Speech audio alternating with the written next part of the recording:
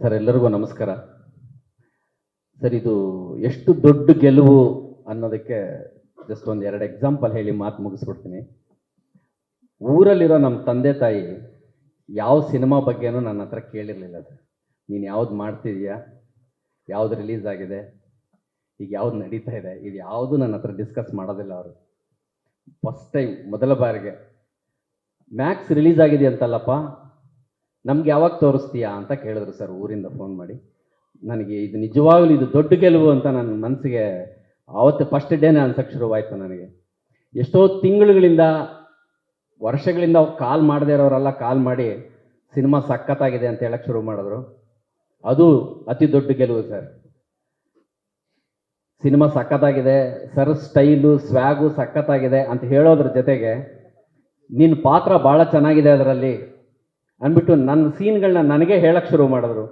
ಸಿನಿಮಾದಲ್ಲಿರೋ ಒಂದೊಂದು ಹೈಲೈಟ್ ಮೂಮೆಂಟ್ಸ್ನು ನನ್ನ ಹತ್ರ ನೋಡಿದ್ದೀನಿ ಅಂದ್ಬಿಟ್ಟು ಅದನ್ನೇ ಡಿಸ್ಕಸ್ ಮಾಡೋಕ್ಕೆ ಶುರು ಮಾಡಿದ್ರು. ಆವಲ್ಲಿ ಅನ್ನಿಸ್ತು ಇದು ತುಂಬ ಅತಿ ದೊಡ್ಡ ಗೆಲುವು ಸರ್. ಈ ದೊಡ್ಡ ಗೆಲುವು ನಮಗೆಲ್ಲರಿಗೂ ಬೇಕಿತ್ತು. ನಮ್ಮ ಫ್ಯೂಚರ್ನ ನಾವು ರೂಪಿಸ್ಕೊಳ್ಳೋದಕ್ಕೆ ಈ ಗೆಲುವು ಭಾಳ ಮುಖ್ಯ ಆಗಿತ್ತು. Thank you sir. Sudeep sir thank you. Danu sir, Vijay Karthikeya sir thank you very much. Chandranna thank you, ನನ್ನ ಸ್ವಲ್ಪ ಚೆನ್ನಾಗಿ ತೋರಿಸಿದ್ದೀರಿ. ಎಲ್ರಿಗೂ ನಮಸ್ಕಾರ. ಮಾತಾಡೋದಕ್ಕೇನೂ ಇಲ್ಲ. ಮ್ಯಾಕ್ಸಿಮಮ್ ಹಿಟ್ ಆಗಿದೆ. ಯಾರ ಬಾಯಲ್ಲಿ ನೋಡಿದ್ರು ಮ್ಯಾಕ್ಸ್ ಅಂತಾನೆ ಬರ್ತಾ ಇದೆ. ಬೆಳಗ್ಗೆ 6:45 ಬುಧವಾರ ಬೆಳಗ್ಗೆ ಸಿನಿಮಾ 25ನೇ ತಾರೀಕು ರಿಲೀಸ್ ಆದಾಗ 2 ಮೆಸೇಜ್ ಬಂತು ನನಗೆ. ಒಂದು ಮಂಡ್ಯದಿಂದ ಮತ್ತು ಬಿಜಾಪುರಿಂದ. ನನ್ನ ಸ್ಮಾಲ್ ಕ್ಲಿಪ್ಪಿಂಗ್ನ ವಿಡಿಯೋ ಮಾಡಿ ಕಳಿಸಿದ್ರು. ಸಿನಿಮಾ ಇಸ್ ಎ ಸೂಪರ್ ಅಂತ ಅಂದ್ಬಿಟ್ಟು.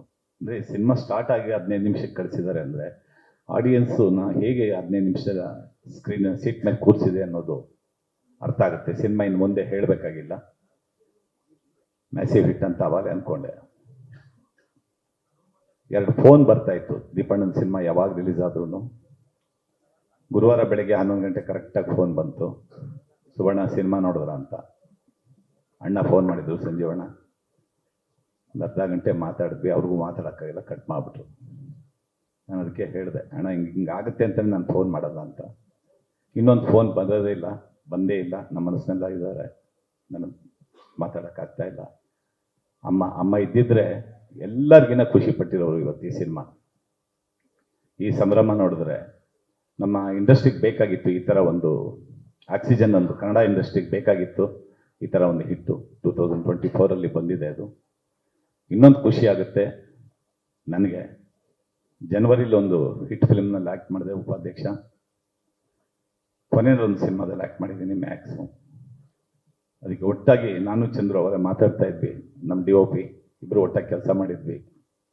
ಅದು ಚಂದ್ರನ ಜ್ಞಾಪಕ ಮಾಡಿದ್ದು ನನಗೆ. ಅಷ್ಟೇ, ಮಾತಾಡೋಕ್ಕೇನೂ ಇಲ್ಲ ನನಗೆ. ಅಮ್ಮನ ನೆನಪಾಗ್ತಾ ಇದೆ.